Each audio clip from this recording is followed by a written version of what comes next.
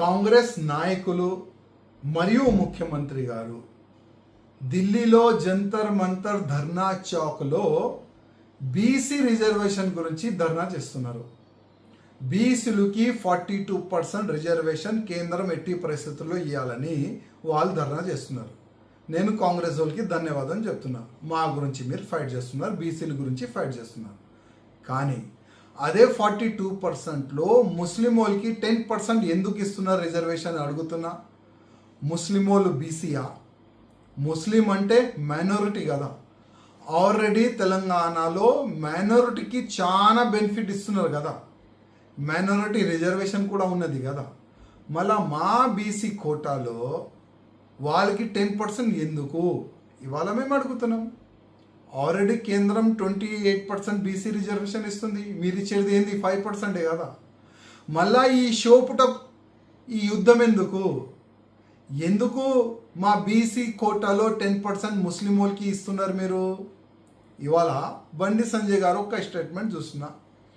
మీరు వాస్తవం బీసీల గురించే మీరు ఫైట్ చేయండి. 42% మేము బీసీలకి ఇస్తాము, 10% ముస్లిం వాళ్ళకి ఇయ్యమని మీరు ఫైట్ చేస్తే మేము కూడా సహకారం చేస్తాం కదా అని ఒక కేంద్ర మంత్రి, చిన్న వ్యక్తి కాదు, ఒక కేంద్ర మంత్రి అన్నాడు కదా.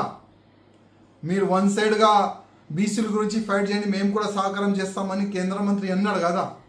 మీరు డిక్లరేషన్ చేయండి. ఢిల్లీలో ఇవాళ నేషనల్ మీడియా, మన తెలంగాణ మీడియా కూడా ఉన్నది కదా. మేము ముస్లిం వాళ్ళకి 10% రిజర్వేషన్ బీసీ కోటా నుంచి ఇయ్యము, టోటల్ 42% బీసీలకి ఇస్తామని ఒక స్టేట్మెంట్ ఇవ్వండి. అప్పుడు మేము కూడా ఇమీడియట్గా మేము కూడా ఢిల్లీ వస్తాం.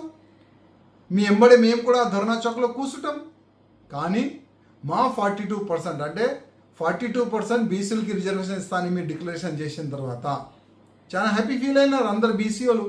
కానీ దాంట్లోనే 10% ముస్లిం వాళ్ళకి ఇస్తారని మీరు డిక్లరేషన్ చేస్తున్నారు కదా, అది తప్పు పని చేస్తున్నారు. మా రేవంత్ రెడ్డి ముఖ్యమంత్రి గారికి రిక్వెస్ట్ చేస్తున్నా, మా బీసీ కోటా 42% మీరు ఇస్తున్నారు కదా, మంచిదే, ఫైట్ చేయండి దాని గురించి.